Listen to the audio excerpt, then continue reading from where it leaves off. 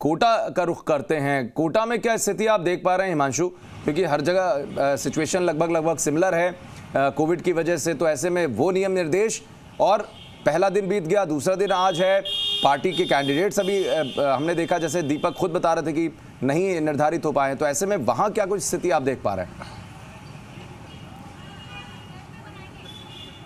देखिए आशीष, आपको बता दें कि कोटा के दो निगमों में चुनाव है, कोटा उत्तर और कोटा दक्षिण। 150 वार्ड है जिन पर चुनाव होना है, और इसी के साथ में नॉमिनेशन का कल पहला दिन था। पहला दिन खाली निकल गया, एक भी जो उम्मीदवार है उसने नॉमिनेशन दाखिल नहीं किया। आज दूसरा दिन है, उम्मीद की जा सकती है कि आज कुछ नॉमिनेशन दाखिल होंगे, लेकिन बड़ी जो माथापच्ची चल रही है वो बीजेपी और कांग्रेस के बीच में चल रही है, टिकट वितरण को लेकर के चल रही है। बीजेपी की तरफ से कोटा में मोर्चा संभाला हुआ है राजेंद्र सिंह राठौड़, पूर्व मंत्री, उन्होंने मोर्चा संभाला है। पूर्व मंत्री किरण माहेश्वरी ने मोर्चा संभाला है, सांसद अर्जुन मीणा ने मोर्चा संभाला है।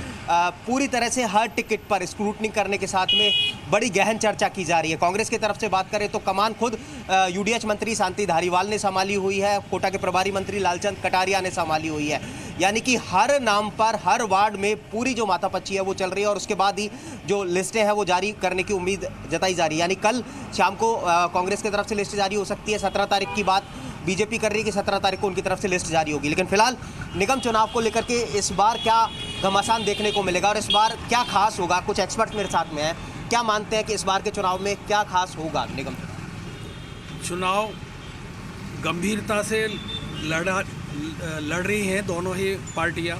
राज्य में भाजपा की सत्ता जाने के बाद भाजपा के लिए एक कमबैक करने का एक ये अवसर है, लेकिन दावेदारी बहुत ज़्यादा है। ऐसे में टिकट का फाइनलाइजेशन बहुत टफ है और चुनाव रोचक होगा, और कांग्रेस और भाजपा दोनों की ही दांव पर प्रतिष्ठा है। धारीवाल जी और पर्दे के पीछे से ओम बिरला, इनके दो दिग्गजों की प्रतिष्ठा दांव पर है इस चुनाव के अंदर। बिल्कुल, दो दिग्गजों की प्रतिष्ठा यहाँ पर दांव पर है, और सबसे बड़े जो मुद्दे यहाँ पर आने वाले हैं, निश्चित तौर पर ये कह सकते हैं कि प्रदेश में अभी कांग्रेस की सरकार है। कांग्रेस की सरकार के लगभग 2 साल पूरे होने जा रहे हैं।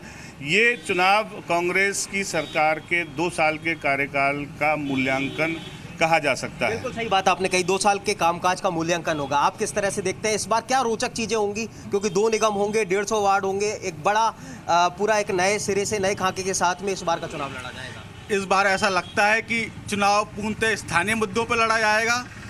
वहीं दूसरी ओर जो बीजेपी का बोर्ड था, जो महेश विजय जब अध्यक्ष रहे और जिस तरह उन्होंने खेल के सामान तक में घोटाला किया, खेल का सामान भी नहीं बढ़ा पिछली बार का, तो मतदाता ये अच्छी तरह जानता है कि पिछले साल का बीजेपी का कार्यकाल फेल था, और उसकी प्रोग्रेस रिपोर्ट ये वर्तमान निगम चुनाव होंगे।